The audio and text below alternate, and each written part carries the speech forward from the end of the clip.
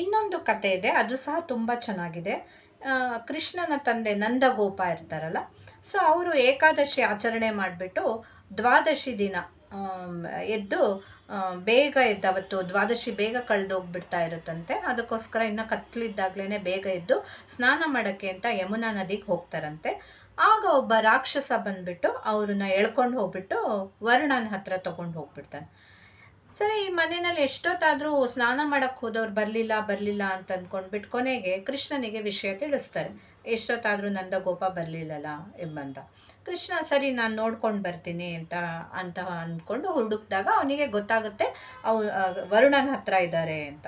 ಸರಿ, ಕೃಷ್ಣ ಅಲ್ಲಿ ಹೋಗ್ಬಿಟ್ಟು ಹೋಗ್ತಾನೆ. ವರುಣನ ಹತ್ರ ಹೋದಾಗ ಕೃಷ್ಣ ಬಂದಿದ್ದು ನೋಡಿ ಅವ್ರಿಗೆ ಗೊತ್ತಿರುತ್ತೆ ಮೊದಲೇನೆ ಇವನು ಎಕ್ಸ್ಟ್ರಾರ್ಡಿನರಿ ಮ್ಯಾನ್, ಸಾಮಾನ್ಯ ಮನುಷ್ಯ ಅಲ್ಲ ಅನ್ನೋದು ವರುಣಂಗೆ ಗೊತ್ತಿರುತ್ತೆ.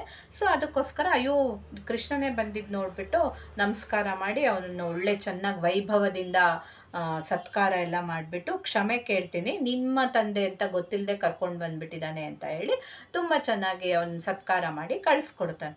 ಸೊ ವಾಪಸ್ಸು ನಂದಗೋಪನ್ ಕರ್ಕೊಂಡು ಬಂದಾಗ ನಂದಗೋಪ ಅಲ್ಲಿ ವಿಷಯ ಅಷ್ಟಲ್ಲದೆ ತನ್ನ ಅಲ್ಲಿರೋ ವರುಣನ ಎಲ್ಲ ಸಹಚರರಿಗೂ ತನ್ನ ದರ್ಶನ ಎಲ್ಲ ನಿಜವಾದ ದರ್ಶನ ಏನು ವಿಷ್ಣುವಿನ ದರ್ಶನ ಅದನ್ನು ಸಹ ದರ್ಶನ ಕೊಟ್ಟಿರ್ತಾರೆ.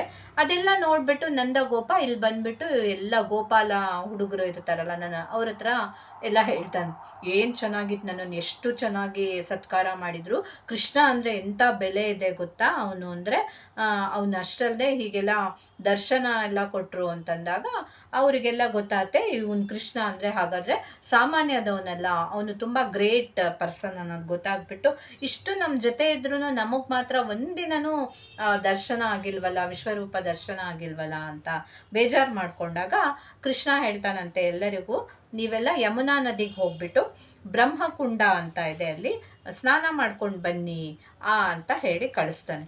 ಸೊ ಎಲ್ಲ ಅಲ್ಲಿ ಹೋಗ್ಬಿಟ್ಟು ಸ್ನಾನ ಮಾಡಿ ಬಂದಾಗ ಅವನು ಅವರಿಗೆಲ್ಲರಿಗೂ ಸಹ ತನ್ನ ನಿಜವಾದ ರೂಪನ ತೋರಿಸ್ತಾನೆ. ಅದು ಈ ದಿನ ಅಂತ ಹೇಳಿಬಿಟ್ಟು ಹೇಳ್ತಾರೆ. ಏಕಾದಶಿ ದಿನದಲ್ಲೇ ಇದೆಲ್ಲ ಕತೆಗಳಾಗಿದ್ರಿಂದನೂ ಈ ದಿನಕ್ಕೆ ತುಂಬ ಮಹತ್ವ ಬಂತು ಅಂತ ಹೇಳ್ತಾರೆ. ಆದರೆ ಇನ್ನೊಂದು ಕತೆ ಪ್ರಕಾರ ಅದೆಲ್ಲ ನಡೆದಿದ್ದು ಅವರೆಲ್ಲ ಸ್ನಾನ ಮಾಡ್ಕೊಂಡು ಆಮೇಲೆ ಬಂದು ಒಂದು ಕೃಷ್ಣ ತನ್ನ ವಿಶ್ವರೂಪ ದರ್ಶನ ತೋರಿಸಿದ್ದು ಈ ತಿರುಪತಿ ಇದೆಯಲ್ಲ, ಈಗಿನ ತಿರುಪತಿ, ಅಲ್ಲಿ ಭೂವೈಕುಂಠದಲ್ಲಿ ಅಂತ ಹೇಳ್ತಾರೆ. ಸೊ ಅದಕ್ಕೋಸ್ಕರನೇ ತಿರುಪತಿ ಅಷ್ಟು ಮಹತ್ವನ ಪಡ್ಕೊಂಡಿದೆ, ಅಷ್ಟು ಗ್ರೇಟ್ ಅಂತ. ಸೊ ಯಾವ ಕತೆ ಏನೇನಂತ ನಮಗೆ ಗೊತ್ತಿರಲ್ಲ, ಬಟ್ ನಾವು ನಂಬೋದೊಂದೇ ಕೆಲಸ. ನಾನು ಎಗೇನ್ ಆ್ಯಂಡ್ ಎಗೇನ್ ಹೇಳ್ತೀನಿ, ದೇವ್ರನ್ನ ಯಾವತ್ತೂ ಅಲ್ಲ ಅಲ್ಲ ಹಾಗಲ್ಲ ಹೀಗಲ್ಲ ಅಂತ ವಾದಿಸೋಕ್ಕೆ ಹೋಗೋಕ್ಕೆ ನನಗಿಷ್ಟ ಇಲ್ಲ. ಯಾಕಂದರೆ ದೇವ್ರನ್ನ ನಾನು ತುಂಬ ನಂಬ್ತೀನಿ. ಯಾವತ್ತೂ ದೇವ್ರನ್ನ ನಂಬೋದ್ರಿಂದ ನೆಗೆಟಿವ್ ಅಂತೂ ಆಗೋಕ್ಕೆ ಚಾನ್ಸಸ್ಸೇ ಇಲ್ಲ. ನಾನು ಯಾವತ್ತು ದೇವ್ರದ್ದು ಒಂದು ವಿಡಿಯೋ ಮಾಡಿದಾಗಲೂ ಈ ಮಾತು ಹೇಳಿದ್ದೀನಿ, ನೆಗೆಟಿವಿಟಿ ಆಗೋಕ್ಕಂತೂ ಸಾಧ್ಯನೇ ಇಲ್ಲ ದೇವ್ರನ್ನ ನಂಬಿದರೆ. ನಮಗೆ ಅವನು ಕೇಳ್ಕೊಂಡಿದ್ದೀವಿ, ನಮಗೆ ಒಳ್ಳೇದಾಗುತ್ತೆ ಅನ್ನೋ ಒಂದು ಸಿಗೋ ಪಾಸಿಟಿವಿಟಿನೇ ನಮಗೆ ಸಾಕು ದೇವ್ರನ್ನ ನಂಬೋದ್ರಿಂದ. ಸೊ ಇದೆಲ್ಲ ಆಗಿದ್ದು ತಿರುಪತಿಯಲ್ಲಿ ಅಂತ ಹೇಳ್ತಾರೆ. ಇರ್ಬೋದು, ಅದಕ್ಕೋಸ್ಕರನೇ ಆ ಪ್ಲೇಸ್ಗೆ ತುಂಬ ಇಂಪಾರ್ಟೆನ್ಸ್ ಸಿಕ್ಕಿದೆ ಅಂತ. ಸೊ ಇಷ್ಟೆಲ್ಲ ಇಂಪಾರ್ಟೆಂಟ್ ಆಗಿರೋ ಈ ಏಕಾದಶಿ ದಿನ, ವೈಕುಂಠ ಏಕಾದಶಿ ದಿನ, ನಾವು ಸಹ ಬೇಗ ಬೇಗ ಎದ್ದುಬಿಟ್ಟು ದೇವರನ್ನ ಪೂಜೆ ಮಾಡಿ ಮನೆಯಲ್ಲಿ ವೆಂಕಟೇಶ್ವರನದಾಗಲಿ ಅಥವಾ ಇಲ್ಲಾಂದರೆ ಕೃಷ್ಣನ ಫೋಟೋನಾದರೂ ಇಟ್ಟು ಹೂವು ಹಣ್ಣು ಗಂಧ ಆಮೇಲೆ ತುಳಸಿ ಅಂದರೆ ಕೃಷ್ಣನಿಗೆ ತುಂಬ ಪ್ರಿಯ. ಕೊನೆಗೆ ಓಂ ನಮೋ ಭಗವತೆ ವಾಸುದೇವಾಯ ಅಂತ ಒಂದೊಂದು ತುಳಸಿ ದಳ ಇಟ್ಟರೂ ಸಾಕು.